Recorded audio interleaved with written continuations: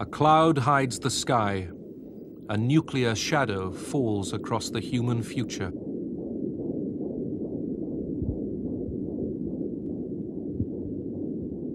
Midway through the 20th century, two superpowers prepared for a conflict which might have ended life on the planet.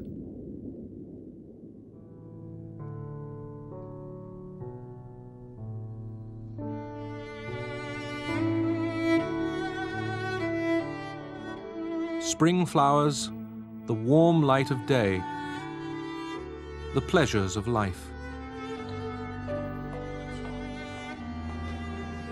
But under this American hotel was a hidden gate. It led into an underworld.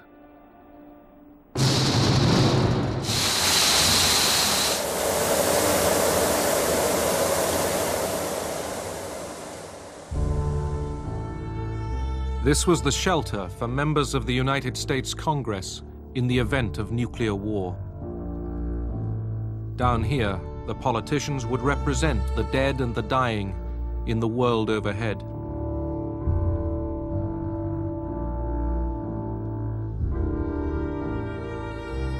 For a handful of human beings, there was all they needed to wait out the nuclear winter.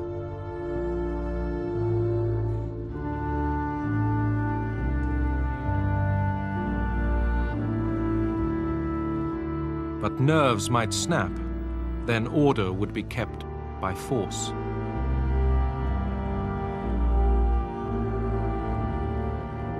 The lost world above the shelter would become only a memory, a myth. The living would come to envy the dead.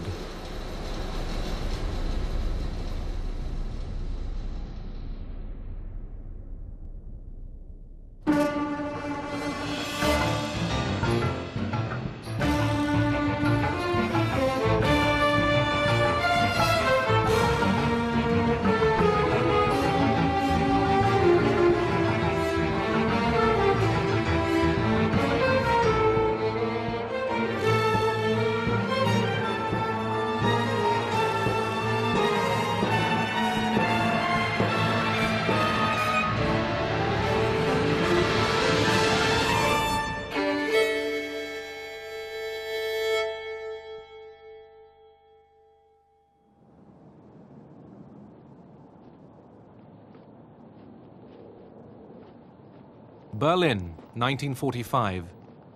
Soviet troops had stormed the capital of Hitler's Reich. American, British, and French soldiers soon joined them in the ruins. Churchill, Stalin, and Truman were the official victors of the Second World War, but a special triumph was Stalin's. Russian power had pushed forward into the center of Europe.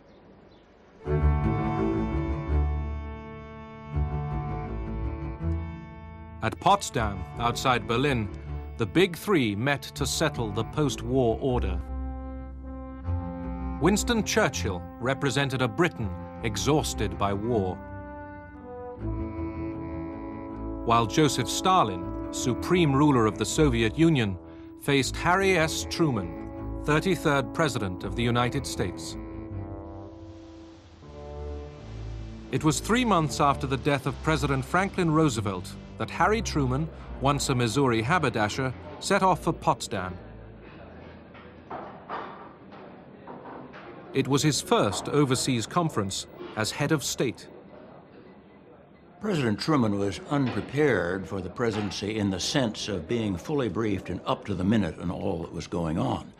But as a senator for the past 10 years, as chairman of one of the most important congressional committees of the war, he was well aware of the major problems that a president had to face.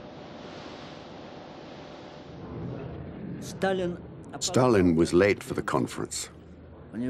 He had a sort of heart attack. Anyhow, he came one day later. He visited Churchill and Truman and immediately apologized for being late. The Soviet Union was devastated by war, but Stalin remained a formidable figure.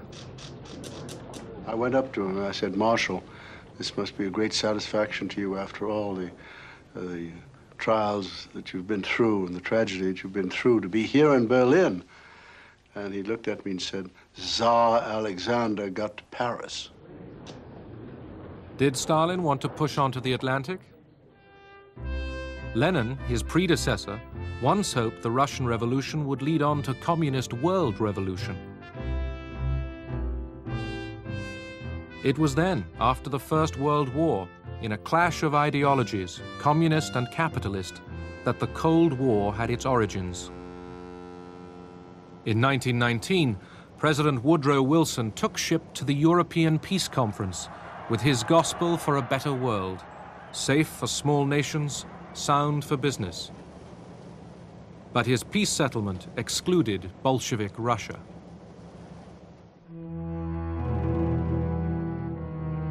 Many nations, including the United States and Britain, sent troops to fight the Russian Revolution. Churchill, fresh from victory over Germany, urged, "Kill the Bolshevik, kiss the Hun." The intervention left Lenin and Stalin convinced that the West would seize any chance, embrace any ally, in order to destroy communism. I joined the Civil War as a so-called son of the regiment. We were young boys. We knew we were fighting for the people, the poor people. There was widespread support for the Red Army. The foreign troops soon withdrew. The Bolshevik Reds defeated the Whites, their Russian enemies. The White Guards, who had left Russia, were encircling us. There was starvation. It was a time when sausages were made from human flesh.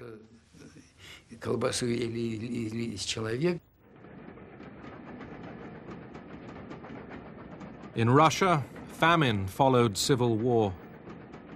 The victorious Bolsheviks turned away from the outside world to build up the economy at home.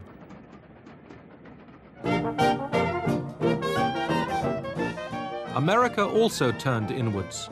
People wanted the good life and no more foreign entanglements.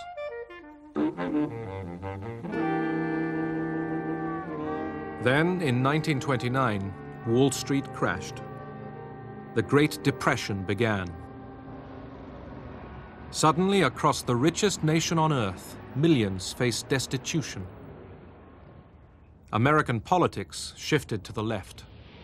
I, Franklin Delano Roosevelt, do solemnly swear that I will faithfully execute the office of President of the United States and will, to the best of my ability, preserve, protect, and defend the Constitution of the United States. So help me God. Roosevelt promised a new deal for Americans. He would manage capitalism for the public good. And in a change of policy, he recognized the Soviet Union. One has to remember that we had been, I think, for 16 years without any representation in Russia. No relations between the two governments. And FDR was the one who decided to try to break that logjam.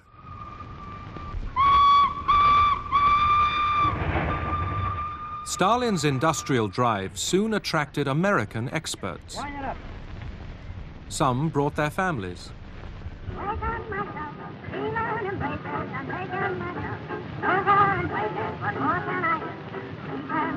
While Soviet muscle strained to raise dams and blast furnaces, American corporations supplied skilled engineers on contract.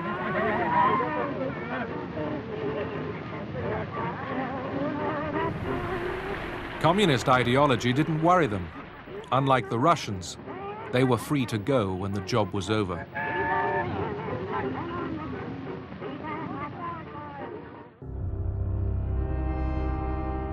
Stalin was master of the economic plan, a tyrant who tolerated no failure and no criticism.